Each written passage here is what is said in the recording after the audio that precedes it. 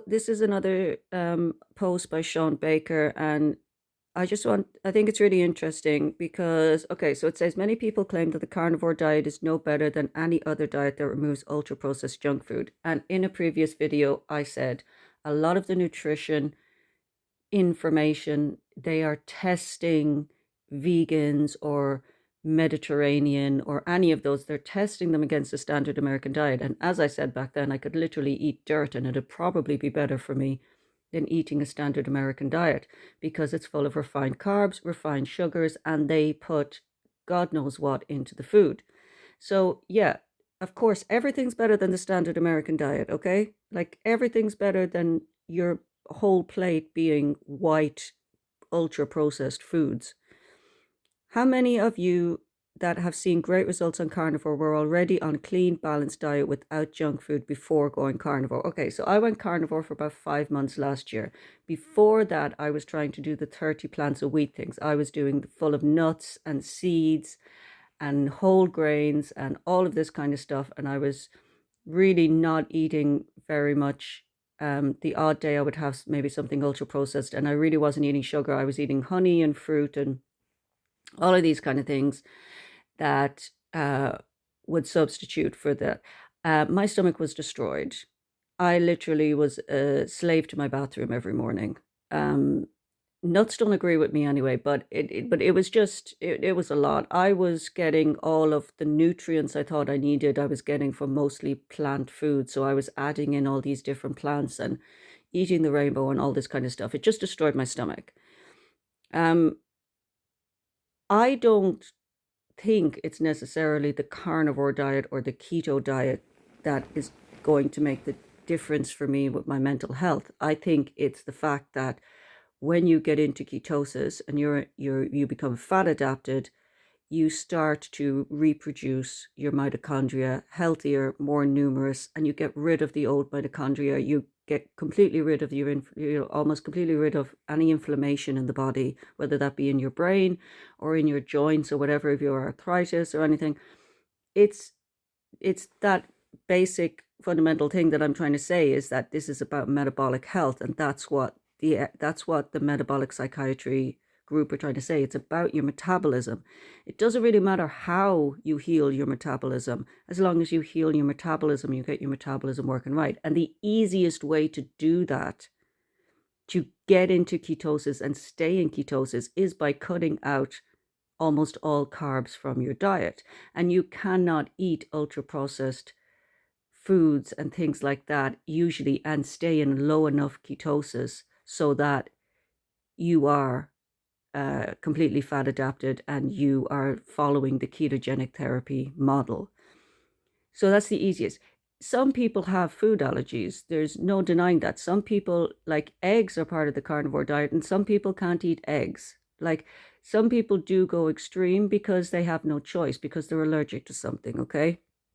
But for me, I stay almost completely carnivore because it's just easier than trying to count carbs. And also I like eating meat, and you know, and I stay in ketosis. So that's what I do. One improvement, and how is it different? Okay, so watch the comments. I went from a standard American diet to keto and saw large improvements. I went from keto to carnivore and it made me question everything I'd ever thought I knew and turned me against the establishment. Okay, that happened to me.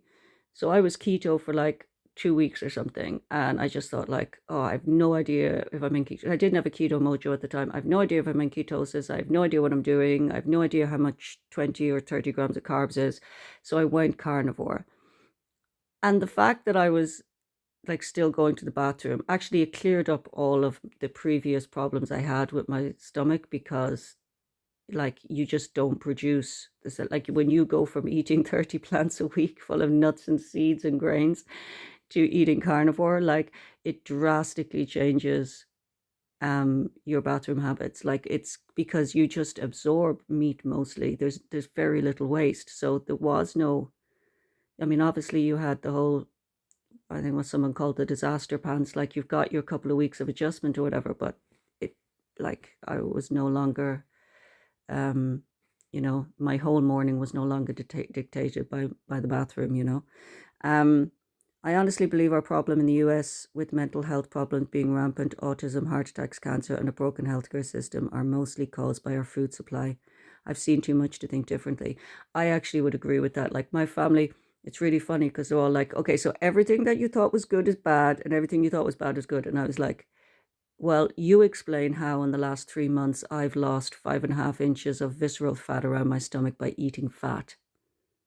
And you explain why I'm still able to go to the bathroom even though I haven't had fiber in 3 months.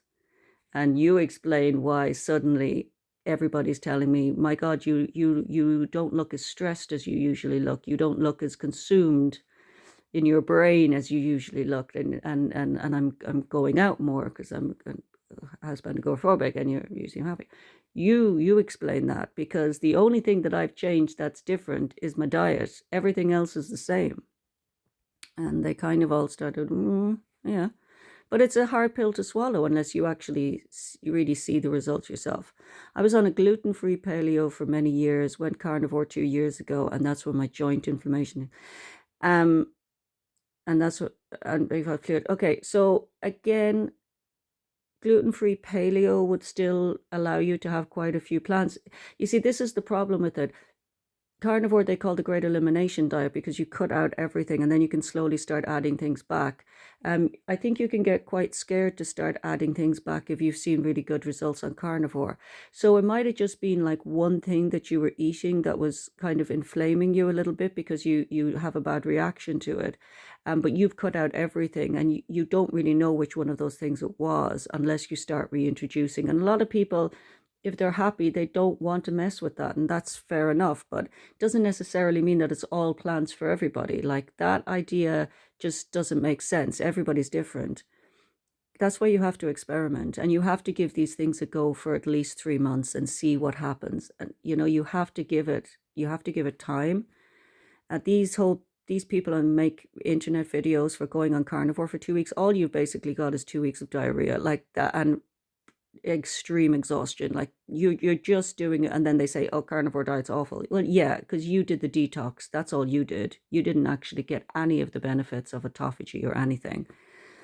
Carnivore diet took me from suicidal ideation thoughts to stable strong mental within 3 months. I mean, these are the type of things that I was reading, and then I was like, why haven't I completely cured after 3 months when all these people said that they're, I mean, that's fantastic for you, but everybody's different. Some people takes longer, but that is amazing for this person.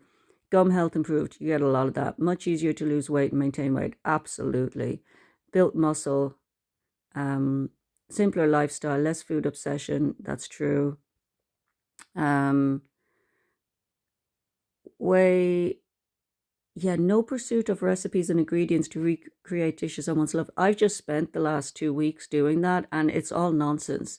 Like, you cannot recreate a chocolate mousse with a bit of cacao and natural yogurt. Like, it's not the fucking same, okay? You cannot make bread out of cottage cheese. I mean, it tastes fine. The cottage cheese bread is nice, but it's not fucking bread, people.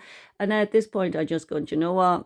I actually can't be arsed doing this anymore. It takes time and effort, and it's just the reward's not there. I'm just be better off just eating the cottage cheese on its own, maybe, and then eggs. It's like yeah, it's just not for me. I'll be 50 this year. My body feels amazing. I was having a lot of digestive issues and joint pain. That's a very common one. 90 days so far, and I've lost 15 pounds. Yeah. I've been 90 days junk free, 90% junk free my entire life. I went keto as menopause prep and it worked. And it cut out basically everything I'd eaten my whole life. Yeah, some people are there's just different things. I spent years trying to lose belly size, and I needed a couple of days on carnivore to finally get it. Yeah, I kind of felt like once I stopped eating grains and legumes, I had a pretty harsh reaction day 3 to it. Mentally, I just felt absolutely like I was in some sort of existential crisis or something. And also I wanted to murder everyone around me. But after about 2 weeks of no grains and no legumes and beans and stuff, I woke up one morning and it was like half my stomach was gone. Because I did have a lot of, I used to always carry all my weight there. Brain fog and stuff like that. If you stop eating ultra processed food and refined sugar, you are going to have more energy and feel better within like the week. So this person obviously improved it even more.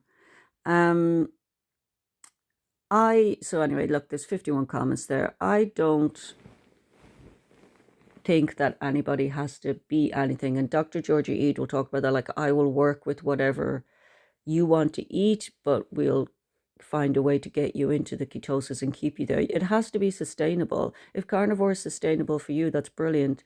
Some people just prefer to be completely abstinent of other food because it helps them. They don't have cravings and things. I think for me, I'll see how it goes. At the moment, I'm still eating small amounts of carbohydrates, but they are clean carbohydrates. And like I said, I'm not going to be trying to recreate dishes with other meat-based things because they're just not as enjoyable. They're not the same. So that experiment is over, and I'm just going to keep going, eating small amounts of carbs, my avocados, my bell peppers, my cucumbers, my lettuce, bit of cooked bok chow and my eggs every now and then. And that's pretty much it. As long as I stay away from the potatoes and the bread and all that kind of stuff, I'm happy enough. I'm in ketosis and I'm not in a rush this time. I was in a real rush out of desperation the last time, but I feel so much better than I did when I started this a year ago. So I'm not in a rush. I'd rather be sustainable. I'd rather really change my lifestyle for my metabolic health, my entire lifestyle, and diet's one part of that. But again, Shawn Barker, this is really interesting. I think there's a lot of people out there who just found significant improvements on carnivore, and then there's some people whose like life changed on keto. What's the common denominator between the two of them? Very low carb, being in long-term ketosis, and probably like that's resulting in autophagy and better metabolic health and better mitochondria. And that's it, really. It's not rocket science when you think about it like that. You just have to be in ketosis for a long time. Anyway, let me know what you think.